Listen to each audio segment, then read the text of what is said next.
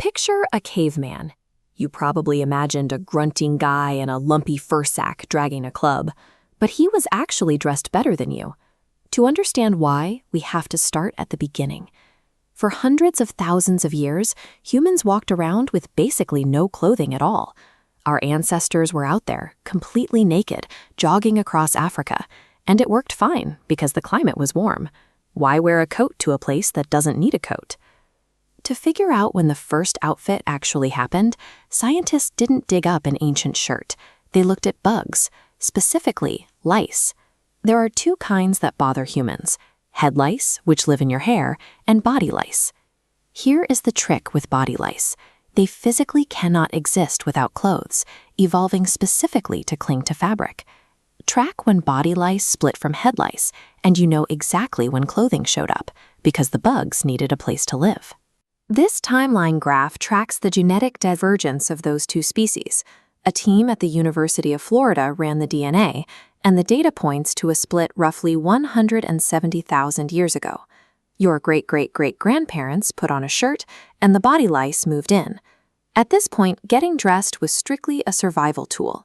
You wrapped yourself in a rough, draped animal hide because it was freezing, and you didn't want to die. It was a functional blanket.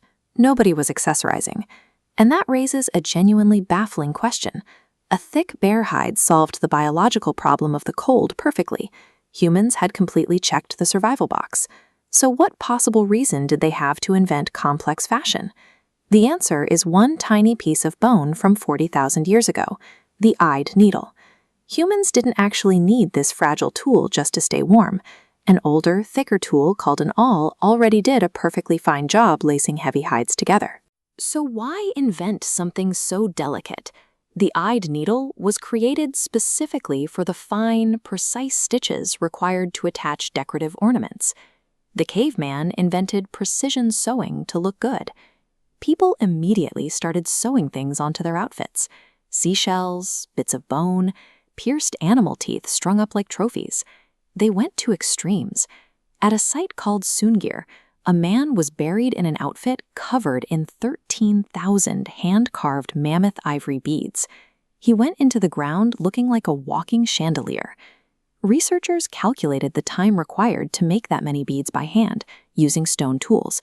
Carving them took an estimated 10,000 hours. This visualizes a stark reality: over a year of full-time labor weighed against a single decorative outfit.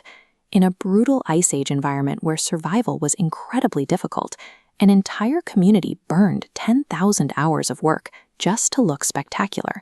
They prioritized social status over pure survival. What was all that effort actually buying them? Before humans needed thick clothing, they communicated who they were using their bare skin. They used materials like red ochre to paint their bodies, turning themselves into social billboards to signal their tribe or status. But then humans migrated into freezing environments, like the Ice Age Siberia.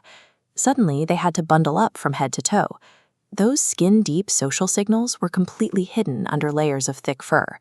To maintain their social hierarchies, they adapted. Humans simply moved the billboard. They took the decoration off their skin and applied it directly to their coats. Imagine walking across the tundra toward a strange group. Without a word spoken, your clothes did the talking. The shells on your hood or the carved pendants on your chest instantly broadcasted your wealth, tribe, and social hierarchy. When humans stopped using hides just to cover their bodies and started actively broadcasting their identity to the world, clothing officially became fashion. Every single time you pick an outfit because of what it says about you, instead of just grabbing whatever keeps you warm, you are running ancient software. When you save up for the shoes everyone recognizes, or paint your face and wear your team's colors to the stadium, you are signaling tribal belonging exactly like your ancestors did. Putting on a jacket that makes you feel confident is the exact same instinct that drove a guy 34,000 years ago to carefully sew his 10,000th ivory bead. The tools evolved, but the human instinct remained exactly the same. We love to call fashion shallow or vain, but the urge to turn what you wear into a statement is a deeply ingrained human habit. It is older than cities, older than the wheel, and older than written language. If this trip back to the Stone Age runway made you smile, or made you realize history is a lot weirder than you thought, hit that subscribe button. Give this video a like to help other curious folks find us, and share it with that one friend who is always overdressed or underdressed. They definitely need to hear this. Drop a comment down below with your favorite caveman moment or Stone Age topic you want us to explore next. The next time someone tells you that caring about your outfit is a waste of money, you can tell them people have been doing this for 40,000 years. You are not being vain. You are just keeping it old school.